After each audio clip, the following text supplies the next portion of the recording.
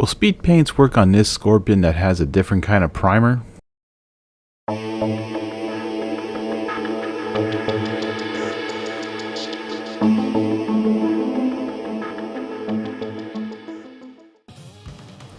Hey everybody, welcome back to the channel. Hope you're doing well. So I'm using Mechanicus Standard Grey from Citadel Colors as a primer. I love the Mechanicus blue so much I decided to buy a gray one to try it out. And I'm going to be testing speed paints on this. A speed paint on a gray primer. How can that go? Well, we're starting off with some Gravellord Grey. And as you can see, it's not bad. It keeps that Mechanicus Standard Grey in the background as like a highlight. And we're using this on like half of his pinchers, his facial skin, his legs, and just between like his armor, like, you know, between the shells and the hard parts on this miniature. We're using this Gravellord Grey. I find it actually did a really good job. I was very surprised actually at how well this came out. And I'm very surprised how, but other colors you'll see later on, no. So Grim Black is next, and now Grim Black I find on this Mechanicus Standard Grey just pretty much painted black. There isn't much of a highlight to it. There isn't much of a contrast to it. It's okay, but technically you could just use a black paint and then do some highlighting after, or some dry brushing to do these parts. So this is the other parts of the pinchers and the like scaly parts, or like harder parts on the scorpions, like his tail, and there's like these parts here and there on the back of the tail. And we're not doing a tip of the tail because we're gonna be doing something else. And like I said, other speed paints, which you're gonna see real soon, do not work on this primer. So I'm assuming they wouldn't even work on any primer. So this is hardened leather. So as you can see, I'm putting that on these like straps that are holding his armor together. It just turns out like a ugly brown. I mean, it's not bad if you want to leave it like that, but it's not the brown I was hoping for. Like I was hoping for a little bit lighter for these straps, but I mean, it's okay.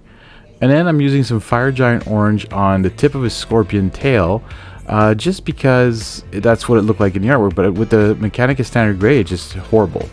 So now what I'm doing is I lightened down some leather brown, like I actually like watered it down quite a bit, or just took it easy. And I'm going back over where I did that hardened leather. Now what's cool by leaving it be not so thick is that it seems to do more like a, almost like a contrast or a speed paint kind of thing, but a little bit thicker instead. So we're getting the color I wanted, we're getting the highlights we wanted. Now you could also then put a wash on top of it, and I didn't have problems with it reactivating this time. So I don't know if it's because it's stuck to the primer really well, or it just I let it dry long enough. I don't know, but actually I didn't, because there was some areas like here that was still pretty wet, but it actually mixed in really well.